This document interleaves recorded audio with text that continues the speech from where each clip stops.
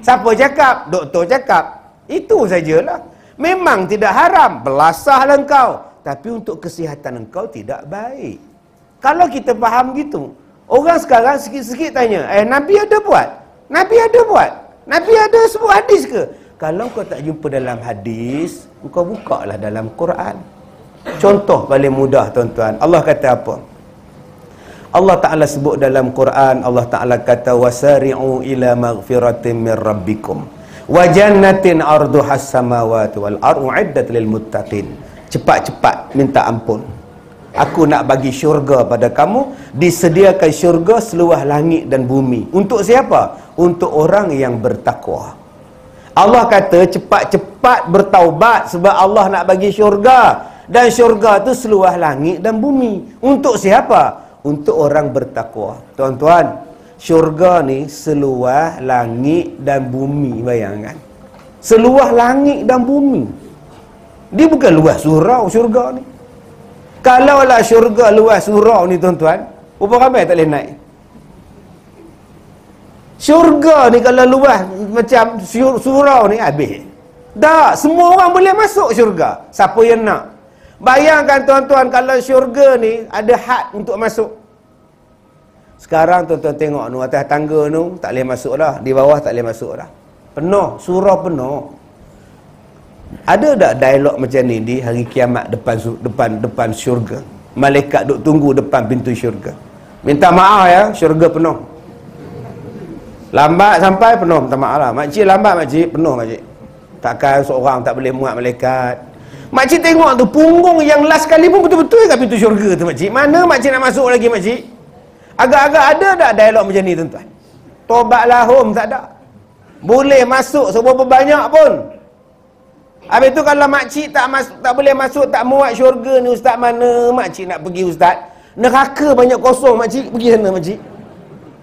Tak ada maknanya tuan-tuan benda itu. Tak ada tuan-tuan. Dia suruh kita masuk syurga banyak-banyak. Siapa yang ahli takwa? Ayat selepas dia. Allazina yunfiquna fis sarra. Orang yang membelanjakan hartanya ketika dia senang, ketika dia seronok, ketika dia gembira, ketika dia sehat. Dia membelanjakan harta dia ketika itu, maka dia orang bertakwa. Tuan-tuan, kalau tuan-tuan dapat anak, namanya akikah kenuri dia, seronok tak? Seronok. Maka bertakwa, sifat-sifat orang takwa buat kenuri.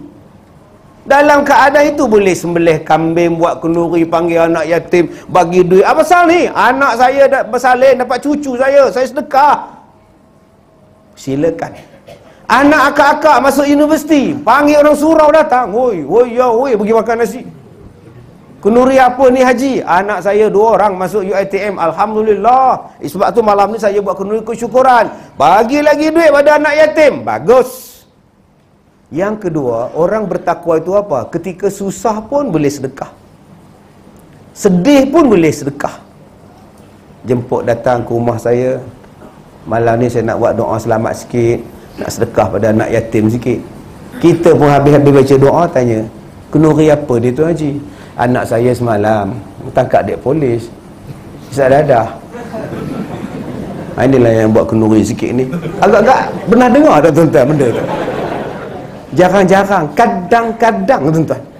Itulah yang disuruh oleh agama kita.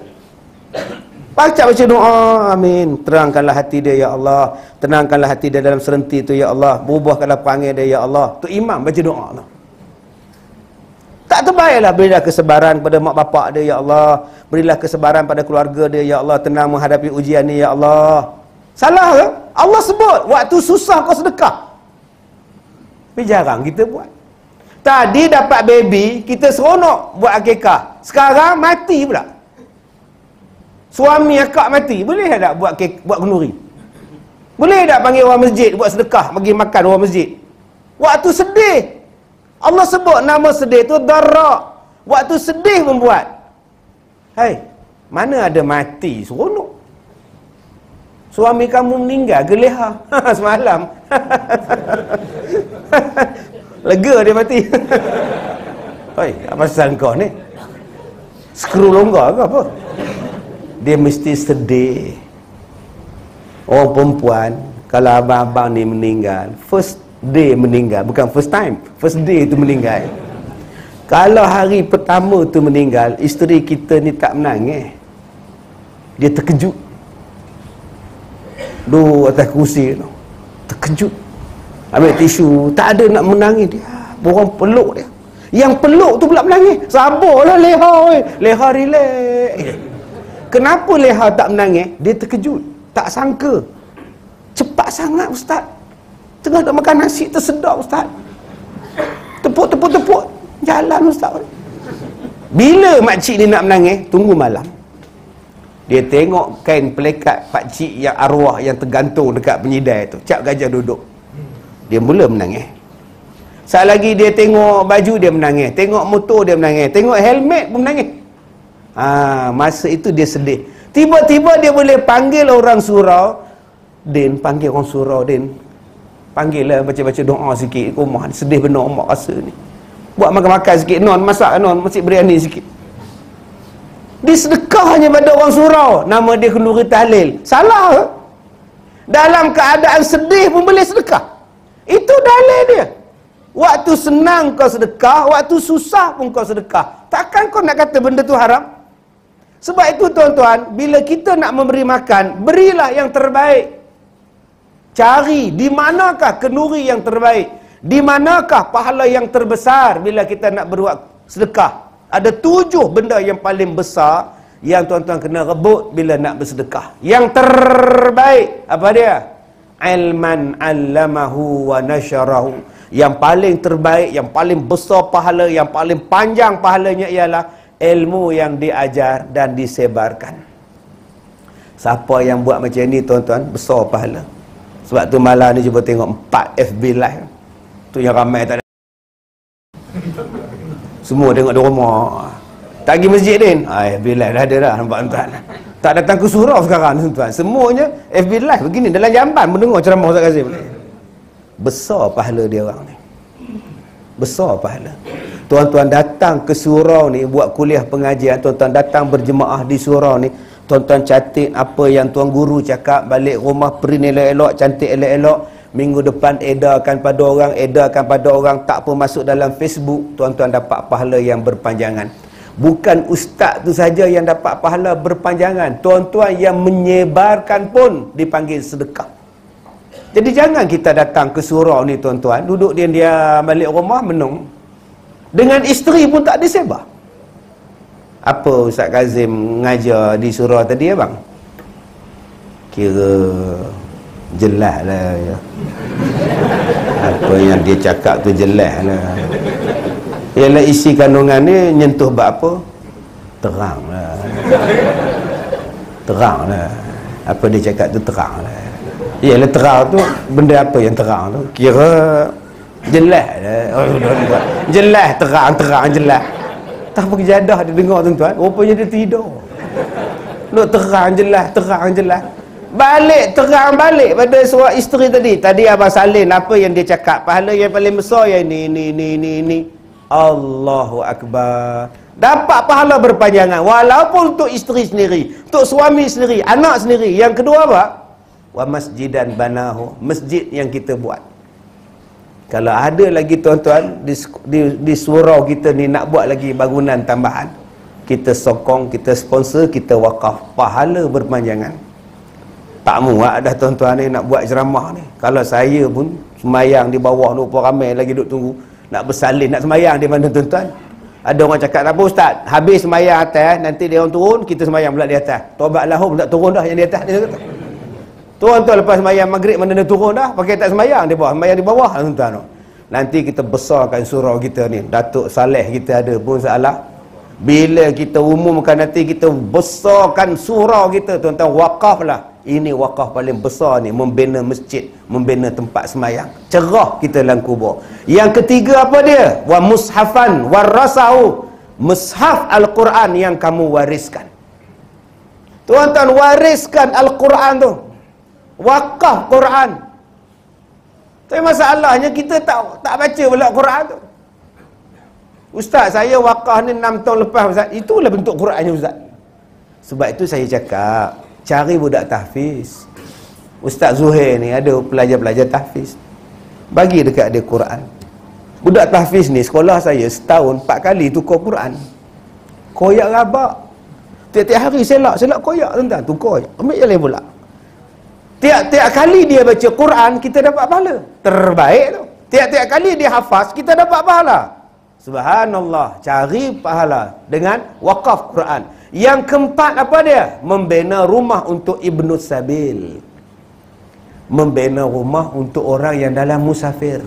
Saya ni dalam perjalanan nak pergi ke Pasir Gudang. Mandi pun belum tuan-tuan.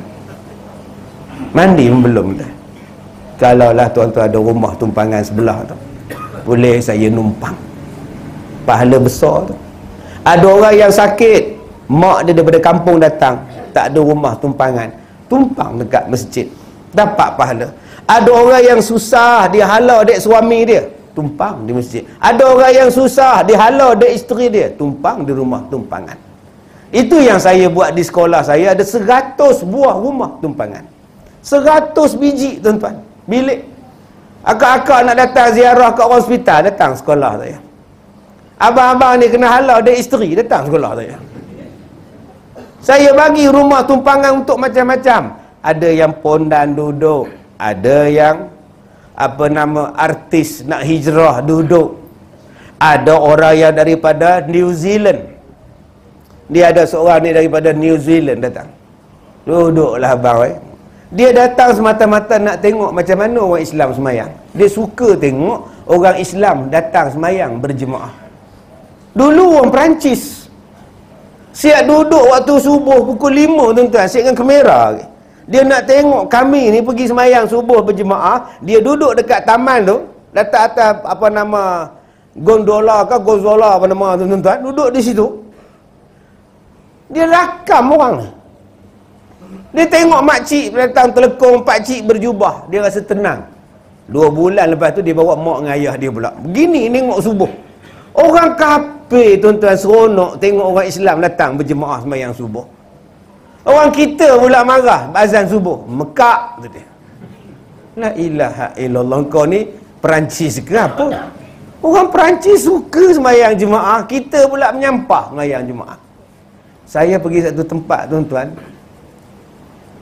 saya tengah nak ceramah macam tadilah, saya nak ceramah je, macam cerita Malaksa pula tuan-tuan. Siapkan prepare mikrofon macam-macam tuan. Saya pergi satu ceramah tuan-tuan, pegang mikrofon, halo, orang luar masuk, tak dengar. Halo, ya kita bersyukur pada malam ni Ustaz Kazim, tak dengar. Rupanya speaker atas tak dengar. Cari sampai ke sudah tak boleh repair tuan-tuan. 2 hari dia orang telefon balik, Ustaz, wire di atas speaker tu ada orang potong Ustaz, 4 speaker dia potong. Oi, bersusah payah betul tuan-tuan. Kenapa kita hari ni jadi macam tu orang Islam? Benci pada agama sendiri, tak suka pada agama sendiri. Kalaulah kita boleh buat tuan-tuan rumah tumpangan untuk fi sabilillah, Ibnu Sabil selesai. Saya kadang-kadang cari hotel tu tuan-tuan, susah hati saya ni. Sebab apa susah hati?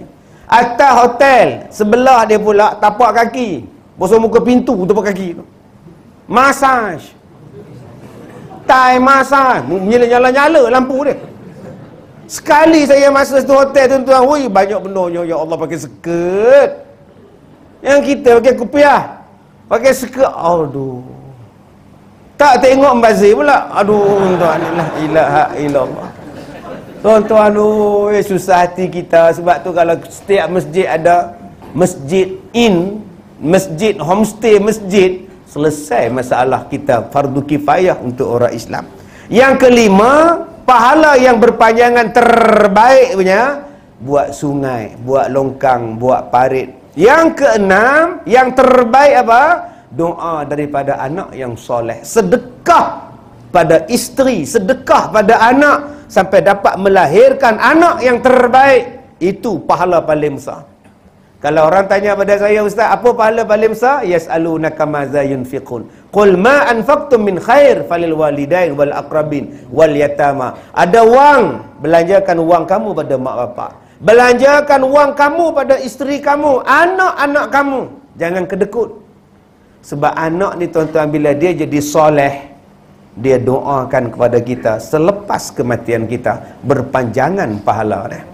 Tapi kalau kita tak berbelanja untuk anak kita, kita malah nak belanja untuk anak kita jadi baik, agak-agak dia jadi dah anak soleh, tuan-tuan.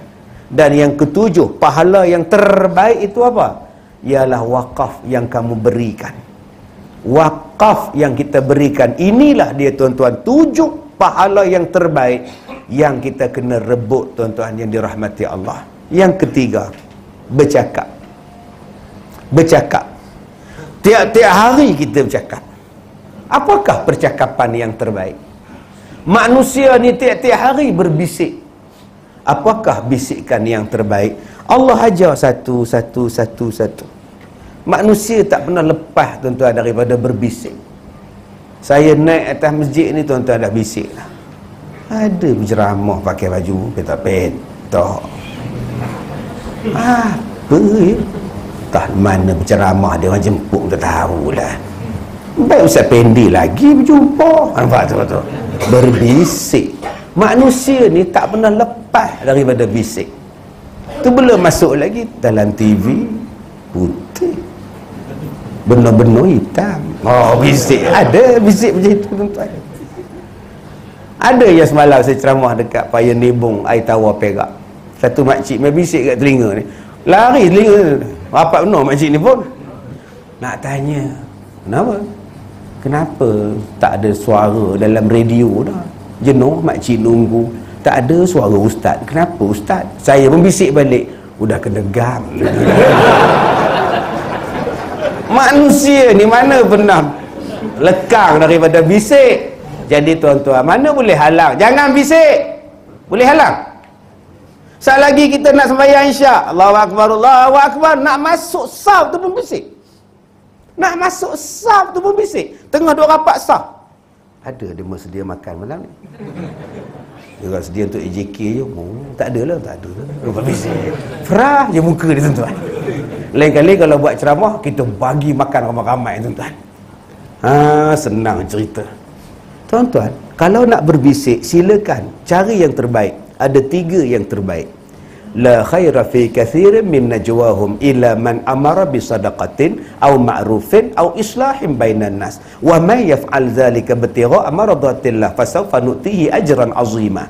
3 pahala berbisik yang paling besar. Berbisik ajak orang sedekah. Berbisik ajak orang jadi baik.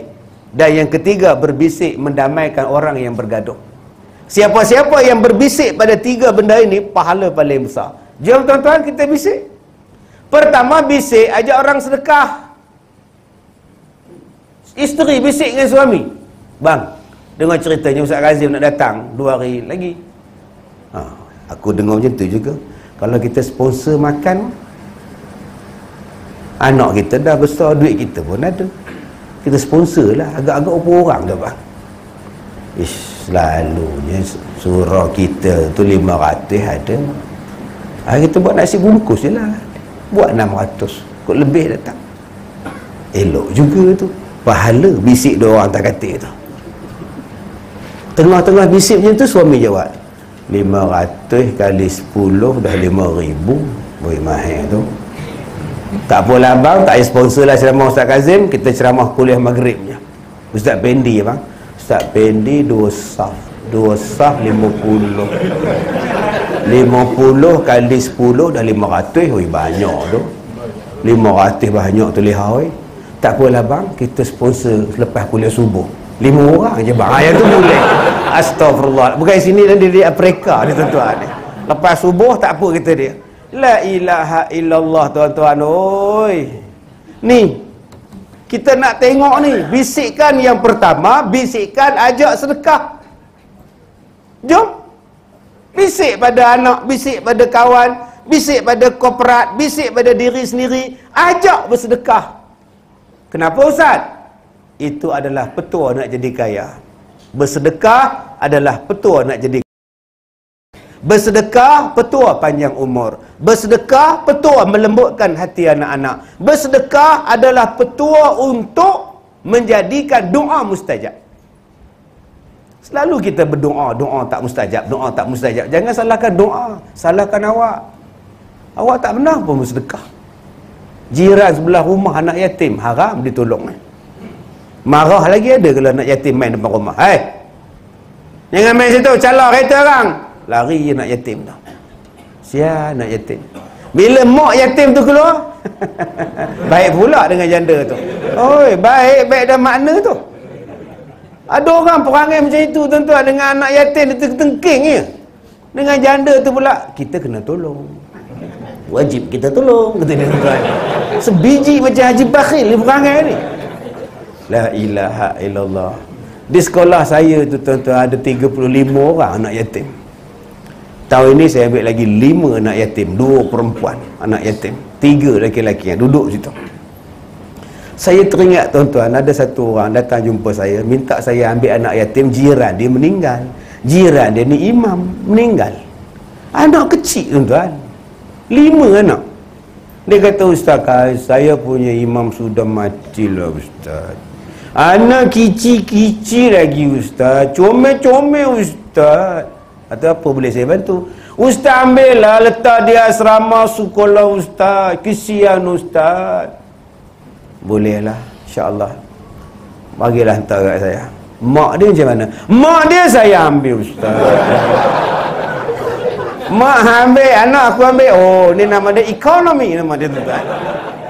La ilaha illallah. Jangan takut tuan-tuan, tolong anak yatim, fakir, miskin. Takkannya miskin, tuan-tuan akan jadi kaya. Sebut saja sedekah, kaya. Tuan-tuan jumpa Datuk Saleh, "Datuk, saya nak sedekah." "Sedekah apa?" "Saya nak sponsor kuliah maghrib. 10 malam saya ambil." Takkannya miskin tuan-tuan. "Tuan Bendahari, berapa elektrik?" "Saya sponsor." "Berapa bil air?" "Saya sponsor." Tuan-tuan cuba tengok tuan-tuan, Allah Ta'ala akan kurniakan rezeki melimpah ruah. Saya jumpa dengan satu sahabat saya, 3 isteri tuan-tuan. 3 isteri, 3 restoran. Satu kedai, satu malam dia dapat 14,000. 3 kedai dia ada berapa puluh ribu tuan-tuan. Saya tanya dekat dia, dah meninggal dah, 2 bulan tahun lepas, bulan Ramadan meninggal. Orang Siam. 3 isteri dia. Saya pergi kedai dia sebab saya suka makan belut. Ni belut ke ular? Saya tanya dia. Belut, macam ular je saya tengok ni. Oh, sedap belut dia tuan-tuan. Meninggal. Dia kata, "Ustaz, dulu tak ada menego macam ni, tak ada maju macam ni Ustaz." Kata, "Macam mana boleh maju?" "Allah, Tuhan nak bagi Ustaz. Saya ni setiap hari Ustaz bagi makan budak tahfiz. Budak tahfiz bagi makan," kata dia. Tengah hari harta makan. Tiap-tiap hari harta makan Ustaz. Allah bagi rezeki. Sekarang dia alhamdulillah Ustaz, kedainya, gerainya, kursinya bertengah jalan lah. Satu kedai 14,000 semalam. Berapa kedai abang ada? 3. Oh, yang kedai yang tu siapa jaga? Oh, isteri saya juga. Yang satu lagi, isteri saya juga. Oh, jenuh berulang lah abang ya, 3 kedai pusing. Tak, sini isteri 1, sana 2, 3. Astaghfirullahalazim. 3 isteri, 3 kedai. Jadi abang-abang kalau nak murah rezeki macam itu, nikah banyak tuan-tuan. Yang benda faham, tak faham sudah. Menyesal aku datang ceramah malam ni tuan-tuan. Bila kita bersedekah, Allah bukakan pintu mustajab untuk kita. Bila kita kedekut, Allah pun tak bagi pada kita. Yang pertama, ajak orang berbisik, ajak sedekah. Yang kedua, ajak orang berbisik pada orang, ajak jadi baik. Ni, dalam surau kita ni, mana karya? Berapa karya?